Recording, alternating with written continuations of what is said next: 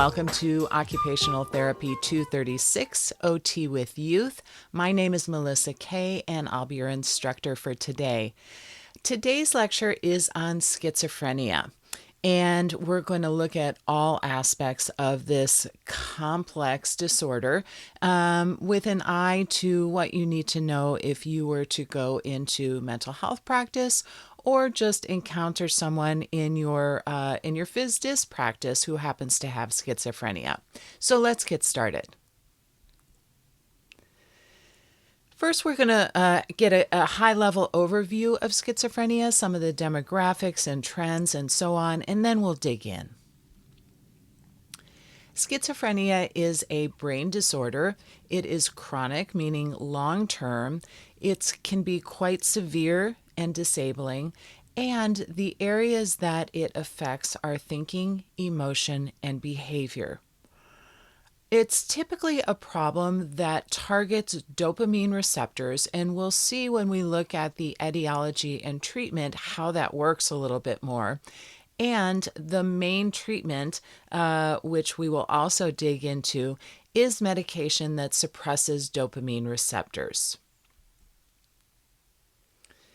Since this is a class about youth, we're covering schizophrenia because often it arises in the teens or young adulthood, sometimes into the 30s. In teens, symptoms may develop very slowly and not get noticed. There's a lot of hormonal action going on in the teenage years, and so adults or other folks in the teen's life may actually attribute the beginning signs of schizophrenia to some more typical behavior of teens and young adults. If there is a substance use disorder or a family history of psychosis, those are risk factors and increase the youth's propensity for developing schizophrenia. And heavy cannabis use in some studies has been associated with earlier onset and greater severity. Excuse me. All right, just some statistics and information so you can set schizophrenia in a context. It affects 1% of the overall adult population in the U.S. If you have a first-degree family connection, your risk factor goes up to 10%. Onset, as I said, late teens, early 20s typically. It's usually chronic throughout life, although when you're over 50, some of the positive symptoms seem to decrease somewhat, and we'll talk more about the symptomology in a minute. The severity fluctuates over time, and as I said, management is typically antipsychotic medications. And OT has a role, which we'll talk about, but it's overlying that medication management.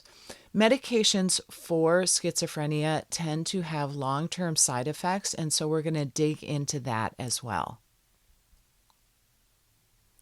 Some myths about schizophrenia. So these are beliefs that are false. Schizophrenia is the same as split personality disorder. That is not true. Another myth is that people with schizophrenia are violent. That also tends not to be true. There are, in some instances, some aggressive outbursts and some violence, but that's not the majority of folks who have schizophrenia. And then a final myth is that there's no hope for someone who's been diagnosed with schizophrenia. It is treatable. It also is, as I said initially, a severe mental health condition, and so it can be challenging to treat. Here's some famous people with schizophrenia who, on and off or on throughout their lives were extremely successful. Everyone from musicians and artists like Aaron Carter, Syd Barrett, Peter Green, Brian Wilson, to athletes like Lionel Aldrich from the Green Bay Packers, Jack Kerouac, who is a famous author, was also schizophrenic, Mary Todd Lincoln, Abraham Lincoln's wife, and John Nash. And I believe that there was a movie made about John Nash, who was a brilliant mathematician and a Nobel Prize winner.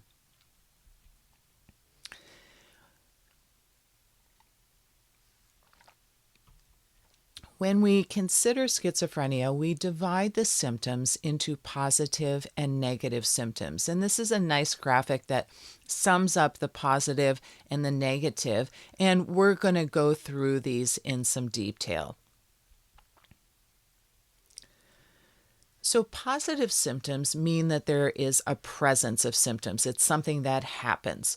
Often they alarm the individual who is experiencing them, and examples are hallucinations or delusions. Negative symptoms mean the absence of something, and they often have a greater impact on the individual's daily functioning, although they're not a thing that occurs, they're a thing that's missing. And we'll dig into that a little bit. Examples include flat affect, so a lack of facial expression and change of expression, social withdrawal, and difficulty initiating anything, engagement, work, etc. And you can see how the negative symptoms out in the world and in relation with other people, and even just with ADLs and IADLs, could have a really great effect on the person because it makes you kind of unable to do much. There's also some ways that we've traditionally categorized symptoms, and that is into clusters. So the positive symptoms are often categorized in terms of psychotic symptoms and disorganized symptoms, and the negative symptoms, let me back up. So positive symptoms, psychotic, and disorganized. The clusters indicate that if someone experiences a symptom, they're more likely to have other symptoms from the same cluster. So we also have negative symptoms, as we just talked about, and we have affective symptoms. So those that have to do with emotion and emotional competence and responsiveness. They're not subtypes because they're not mutually exclusive, right? So it's not a subtype of schizophrenia. It's a way of identifying the behaviors that someone with schizophrenia may exhibit. And clients can exhibit symptoms in multiple clusters. So it's not just one area or the other. Let's start with the psychotic symptoms, and I will let you know, as I often do, that it would be a great idea to download the slide deck from the learning management system, because there are a whole bunch of presenter notes that give you a lot more detail about the content that's on the slides. And also, there's a number of videos that I've uploaded. I'm not going to go through the videos with you on screen, but the videos are very telling. They really give a face to schizophrenia, and they enable you to see inside the disorder. So do download the slide deck, do watch the videos, and read the presenter notes for more information. All right, so psychotic symptoms. Delusions is the first one, and a delusion is defined as a fixed false belief that's not open to change, even when evidence contradicts it. At the risk of being totally editorial, it's kind of like our political system has been for quite a while now. So a fixed belief could be delusions of grandeur. So I am bigger and better than everyone else. A delusion of guilt. I've done something wrong, even when I haven't, and even when evidence contradicts it. Ill health, jealousy, persecution, reference, or thought control. So delusions take many different forms, but they conform to these two criteria. Hallucinations are the next type of psychotic symptoms, and they can be defined as involuntary sensory experiences that are not related to external stimuli. They are distortions in perception. So notice that delusions are distortions in thought. Hallucinations are distortions in perception. So an involuntary sensory experience, it could be visual, could be auditory, could involve, mostly they're visual, auditory, or maybe a combination, But there's also hallucinations that involve smell and some of the other senses. So it's not just limited to sight and hearing. Sometimes we say that someone is seeing things or hearing things. And the key point here is that they're not related to external stimuli. So if I am hearing voices, it doesn't mean that there's someone in the other room or across the hall or anything like that. There is no person there. There are no voices, yet I am hearing them inside my head and I believe them to be real. So that's the key of hallucinations, that they don't have a connection to the outside world. And auditory is the most common, although, as I said, they could be visual, gustatory, olfactory, or tactile as well.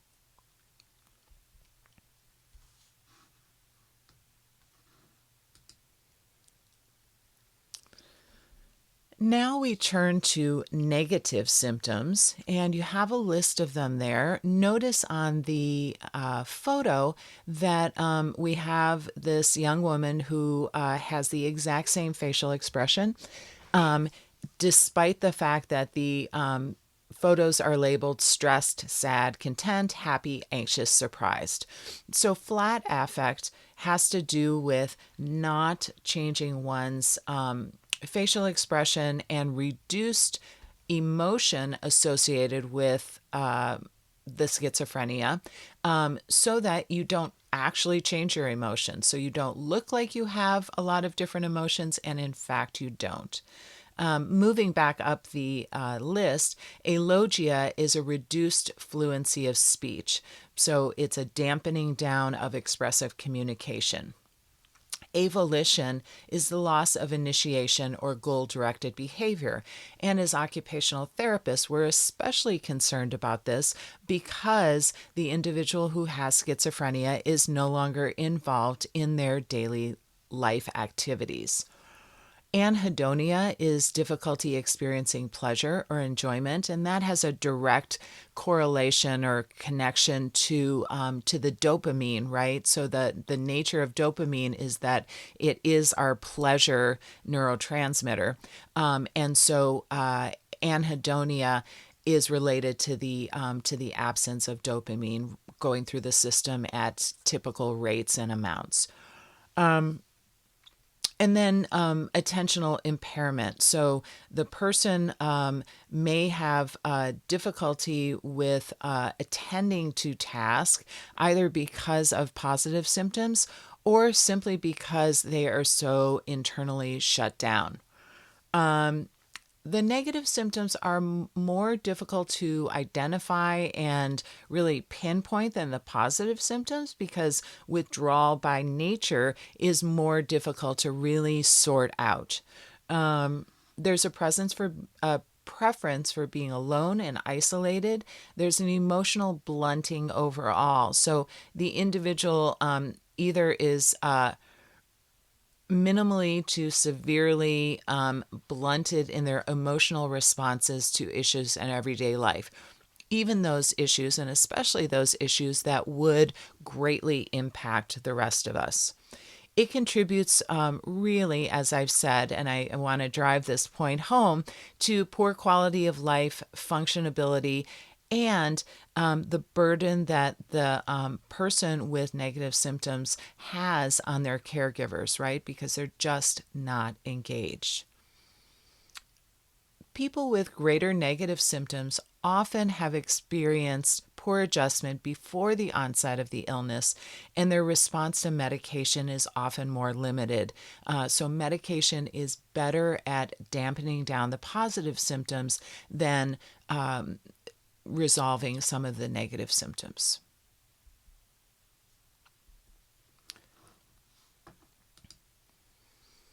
And our third category, so we've looked at psychotic symptoms, negative symptoms. These are the disorganized symptoms, and they include disorganized speech, behavior, and affect. So, with regard to speech, people may be difficult to understand. They might jump between topics. They may have magical thinking, indicating that if they do a set of activities or think in a particular way, that will make something else happen. And they have difficulty with abstraction. So, difficulty with understanding that things that are not super concrete actually exist or may affect them. They may make loose associations. They may rhyme or make puns or babble. They're impaired to the point where it interferes with any kind of communication. And an example of this that's in your presenter notes is a person with schizophrenia saying, he tells me something in one morning and out the other, right? So we have the first half of one statement and the second half of another statement. They may be circumstantial or tangential. So an example is using nonsense words or skipping from one topic to another. And there's a video linked that will show you some of that. And then the second piece is disorganized or bizarre behavior. So it may not be socially acceptable. It might be exaggerated. It's typically not goal-directed. And it may result in the person looking disheveled or dirty. They may take off their clothes in public. They may gesture wildly or have some disorganized motor behavior like pacing, walking in circles, and on the other hand, catatonia. So catatonia being the absolute, well, not absolute, but the great lack of movement and engagement. So the person really retreats into themselves. Inappropriate affect is inconsistent with either the context or what's going on communication wise. So it might be, for example, giggling without a reason or crying when nothing is really happened. So the three combine to create this cluster of disorganized symptoms. Then we have affective symptoms, and they can either be manic or depressive. So manic meaning an elevated mood, excitement, euphoria, but it is not a typical range of elevated mood. So it's not being happy. It's driven in a way that typical and healthy happiness or joy is not. And then depressive symptoms, of course, are a dysphoric mood, and it's characterized by sadness or great sadness. There are also cognitive difficulties present with schizophrenia, and these include a decrease in executive functioning, so the ability to understand information and then make decisions based on that information. They're less likely to develop patterns of behavior or scripts.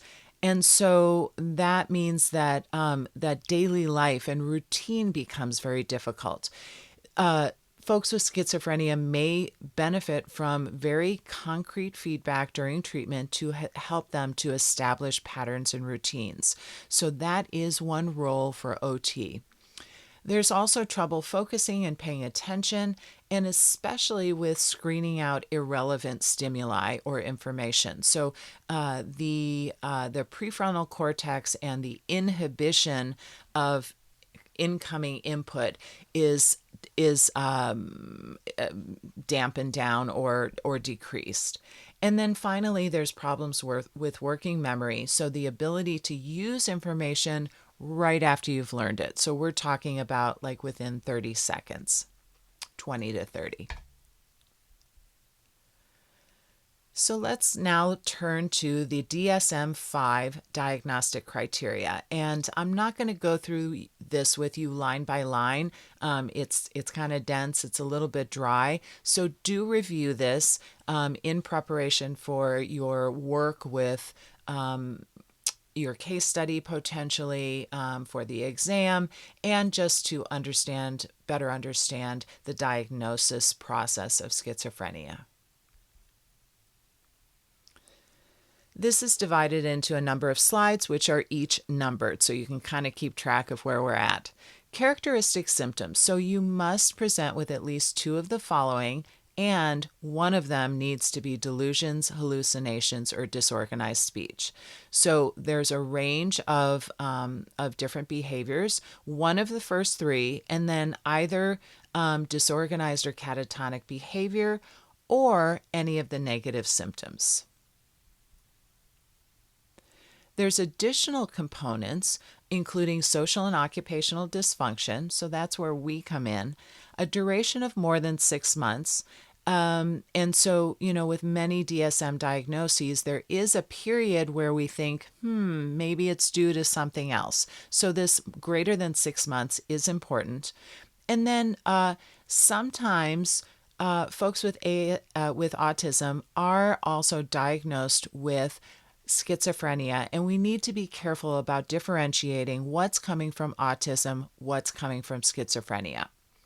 We also need to exclude or have a differential diagnosis that rules out schizoaffective mood disorder, substance use or abuse, and any other general medical conditions that may result in hallucinations or delusions or disordered speech or any of the other things, negative symptoms, etc. This slide, I want to make clear that these subtypes are no longer used, but just like many things, it takes a while for the subtypes to kind of fade away. So this is for your reference. These are from the DSM-4, not the DSM-5. Currently, we're using the DSM-5, and they include these subtypes, which you may have heard of: paranoid, disorganized, catatonic, undifferentiated, or residual. The reason that they got removed from the DSM-5 is that they weren't really reliable or valid. So when we tried to differentiate and for example, put a category of paranoid versus disorganized, we couldn't really rule out that there was symptom clusters from the other subtype diagnosis that bled into some of the other types. So there are the takeaway message is that there's a lot of overlap, and so they can't really be mutually exclusive categories. So we don't use these, but you may still hear about it.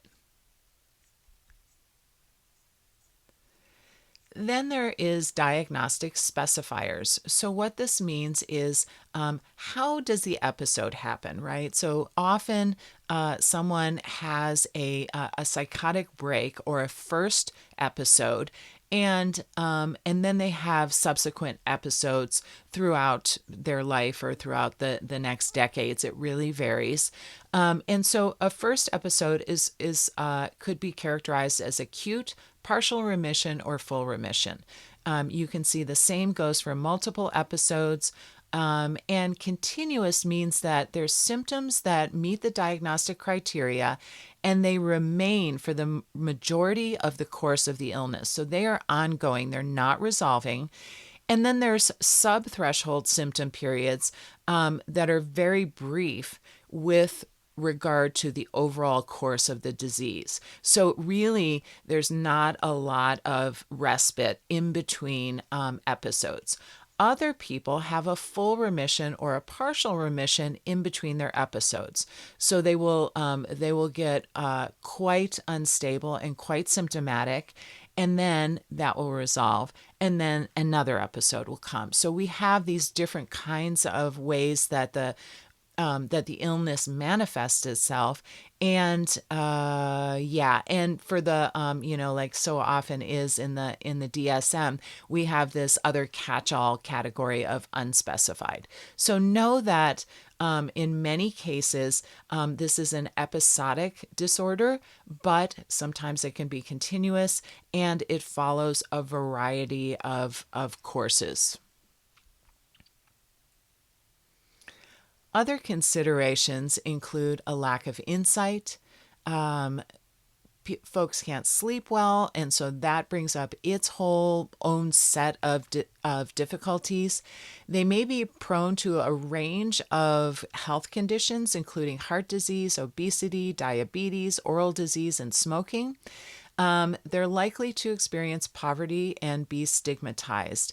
When you look like, excuse my language, a crazy person, right, and you're taking off your clothes or talking to yourself or experiencing delusions or hallucinations, there is a lot of stigma associated with that. Because of the inability to engage and actually develop routines and habits and meaningful occupations that can lead to poverty. There's also self-stigma. So for the folks that have episodic kind of trajectory of the illness, when you're not in a psychotic episode, you have some insight, and so that self-stigma also occurs. There's also suicidal ideation and successful attempts, and this is the very tragic part about schizophrenia. There's a lot difficult about it, but 4 in 10 people attempt suicide. So almost half of the folks that get diagnosed attempt suicide, and 10% are successful. I want you to be aware that there is something called a prodromal phase, and this is a period of gradual decline in functioning, but it occurs prior to the first acute psychotic episode. So we just talked about this episodic nature of schizophrenia. This is a phase of decline where the person would become less interested in social activities, work, or school. They have an increase in bizarre behavior, which we talked about a lot of different manifestations of that, and deteriorating hygiene. So these are kind of warning signs, not that necessarily they have schizophrenia, but that it's a possibility, and we really want to be proactive in watching that person and providing support so that we're on top of the possible trajectory into an acute psychotic episode, or sometimes it's called a psychotic break. The other issue that I want you to be aware of are the cultural considerations around schizophrenia. So, bizarreness of delusions is very difficult to define across cultures. What one culture considers quote unquote bizarre, another may not.